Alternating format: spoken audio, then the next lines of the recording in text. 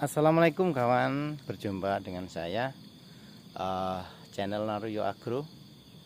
Pagi ini kita lanjutkan setelah kita jalan-jalan untuk menikmati keindahan alam di lahan pertanian dan perkebunan masyarakat desa saya di wilayah Trenggalek.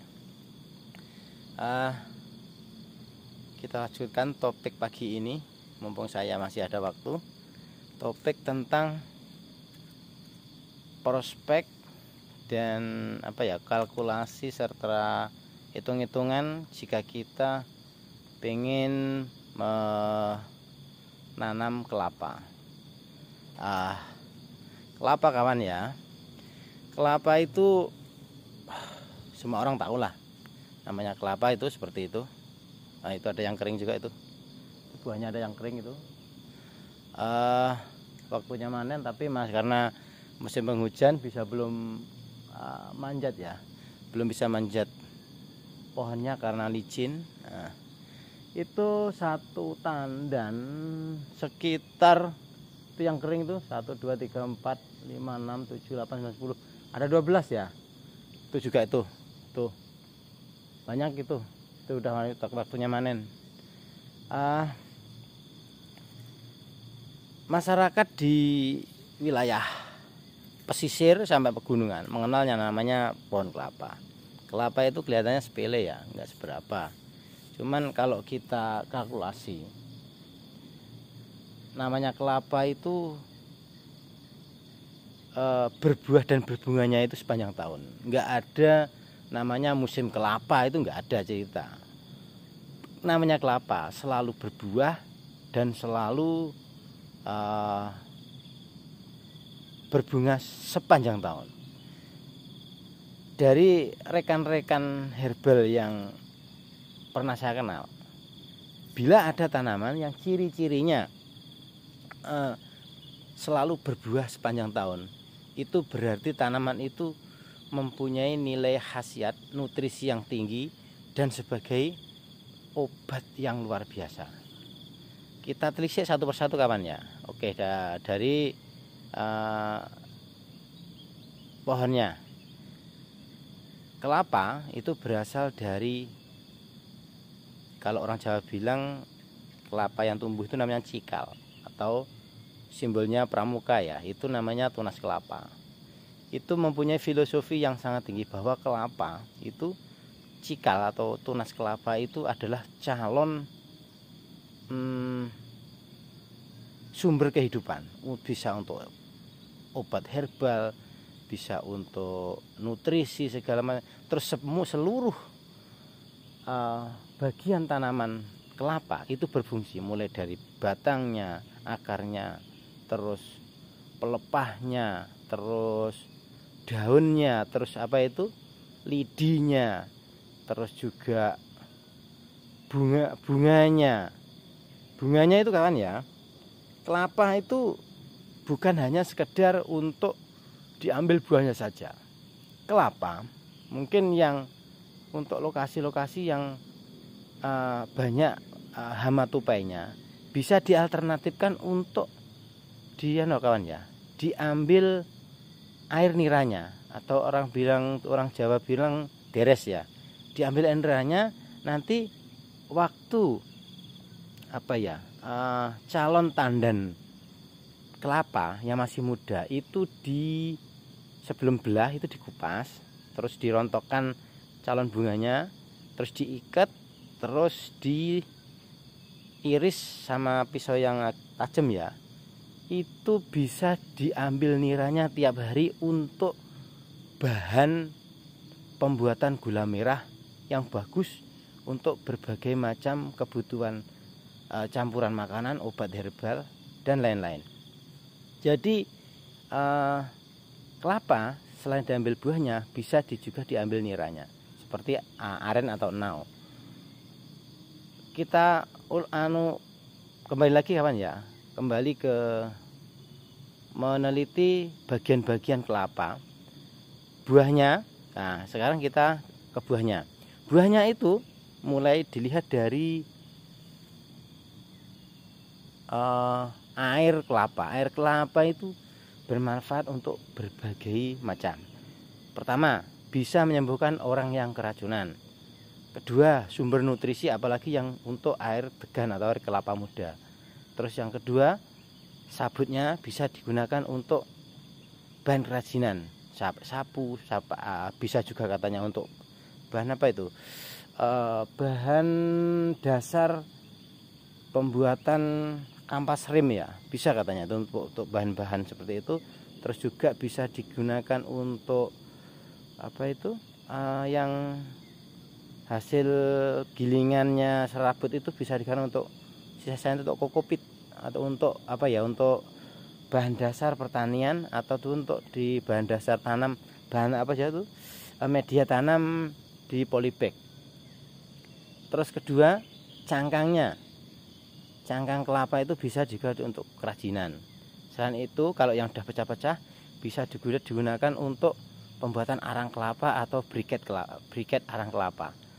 Sangat prospek kawan ya. Terus daging buahnya bisa diambil santannya untuk bahan santan, baik santan bubuk atau santan cair, atau juga untuk kebutuhan pembuatan bahan makanan lainnya. Terus ampasnya bisa juga digunakan untuk bahan pakan ternak. Pokoknya tidak ada yang tidak bermanfaat ya. Terus itu misal cengkir atau orang bilang ya, kalau yang kelapa yang masih pentil segini itu juga bisa digunakan untuk bahan obat herbal. Terus lagi kawan, janurnya itu daunnya yang muda yang atas biasa digunakan untuk ketupat, untuk hiasan pengantin di Jawa, dan juga untuk kebutuhan lainnya. Pokoknya sangat bermanfaat kawan. Itu manggarnya, tandannya itu bisa digunakan untuk bahan bakar dapur. Pokoknya itu daunnya bahan bakar dapur, untuk kerajinan juga bisa. Lidinya digunakan untuk sapu, bisa digunakan untuk kerajinan lainnya, untuk pembuatan piring-piring yang terbuat dari lidi itu juga bisa. Terus pelepahnya bisa digunakan untuk bahan bakar. Pokoknya semuanya bermanfaat kawan. Sekarang kita menginjak ke kalkulasi dan prospek dari kita menanam untuk membentuk pohon perkebunan kelapa ya. Kelapa itu setelah ditanam itu bisa berbuah sekitar antara 4 sampai 5 tahun. Jadi sekitar kalau sudah ada pohonnya yang sekitar setengah meter atau 1 meter itu sudah bisa berbuah. Kadang ada yang nggak sampai kalau yang cepat ya. Kelapa itu kalau sudah berbuah kita bisa manen itu sebulan sekali. Sebulan sekali itu bisa 1 sampai 2 tandan. Coba kita hitung, satu tandan itu sekitar 10, ada yang 15 juga kadang. Ada yang 10, ada yang pokoknya kita rata-rata 10 biji lah. 10 biji. Kadang itu panen itu sebulan bisa sampai 2 tandan, atau juga ada yang 1, ya rata-rata 1,5 lah. Udah kita enaknya diambil 1 tandan aja lah, biar kalkulasinya merata dan kita ambil yang paling minim aja. Bayangkan kawan ya, dari 10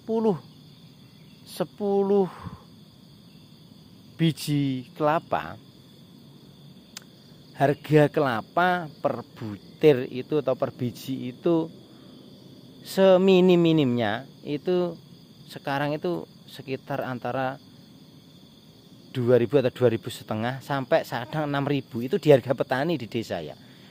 Belum kalau di kota itu minim 5.000 sampai 10.000. Jadi bayangkan, dari satu pohon kelapa kita bisa ngambil misal 10 butir per bulan, 10 biji per bulan. Berarti kita ambil tengah, oke lah 3.000 aja. 3.000 kali 10 itu udah 30.000 kawan. 30.000 kali kita tinggal mengalihkan berapa pohon yang kita tanam. Misal kita nanam 10 aja, itu investasi yang kita bisa dapat itu penghasilan dan profitnya itu 30.000 kali 10 sudah 300.000. Bayangkan kalau punya 20, 100, punya 1.000 batang, tinggal ngalikan aja kawan. Punya 1.000 batang tinggal ngalikan berarti 30.000 per bulan kali 10 berarti 1000 berarti kali 100 lagi. Berarti sudah 3 juta kawan. Jika kita punya 1000 batang pohon kelapa dengan harga standar kita bikin tengah, kita bisa menghasilkan sekitar 3 juta. Bahkan kalau harga tinggi bisa beberapa kali lipat.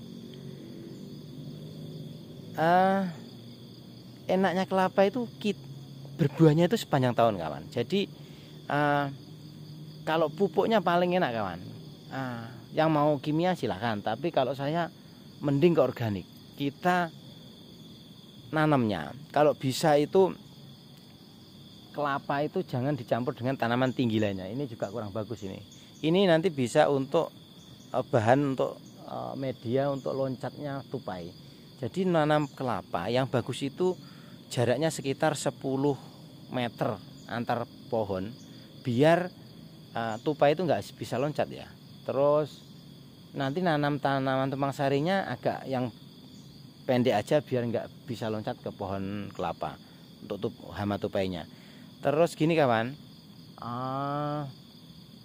masalah pupuk saya sarankan pakai pupuk organik, pupuk kandang, sisa-sisa pakan ternak. Jadi kita melihara ternak, jadi pupuk itu gratis. Coba bayangkan kawan, kalau kita ngambil punya 1000 batang pohon kelapa yang aktif dan berbuah, 3 juta kawan ya, 3 juta per bulan. Dari misal kita nggak punya tenaga ya untuk ngambil atau mungkin manen kelapa. Kelapa itu enak kawan, satu butir. Biasanya kalau hanya misal kita buruhkan ke orang, kalau dia hanya ngambil ke manjat ngambil buahnya, itu satu butir kita ngasih upah Rp500 per butir. Turun dikumpulkan di bawah pohon. Tapi kalau sekalian sama ngusungnya ke pinggir jalan atau ke rumah, itu biasanya kalau nggak terlalu jauh, paling juga kalkulasi sekitar 1000 ya. 1000 per butir. Jadi kalau misal harga 3000, kita masih dapat Rp2.000. Jadi kalkulasi untuk panen kelapa, panen kelapa itu omsetnya 3 juta 1.000 pohon, 3 juta rupiah dengan operasional 1 juta rupiah. Jadi kita masih untung 2 juta rupiah. Tinggal ngalikan kawan. Ya kalau kita enaknya ya, belum itu kalau kita yang tanaman tumpang sari bawah. Kalau kita tanamannya produktif itu sudah dapat profit lebih lagi. Jadi kita jangan mengambil dari satu sisi aja penghasilan. Kelapa ada tumpang sari, terus pelihara ternak, pupuk gratis, terus semuanya bisa terintegrasi dengan bagus kawan. Ini kelapa jika dikalkulasikan dibandingkan dengan kayak tanaman cengkeh, kadang masih profitnya itu karena bagus dan stabil kelapa ya. Cengkeh itu belum tentu setiap tahun panen. Itu pohon cengkeh itu. Tapi kalau kelapa setiap bulan kita panen, hampir pasti itu kawan. Ya jadi jangan menyepelekan kelapa. Walaupun cengkeh itu memang primadona, tapi kadang buahnya juga 3 tahun sekali, belum tentu. Jadi kita jangan mengandalkan satu tanaman pertanian saja. Kita bikin banyak pertanian yang sangat menguntungkan dari berbagai jenis tanaman.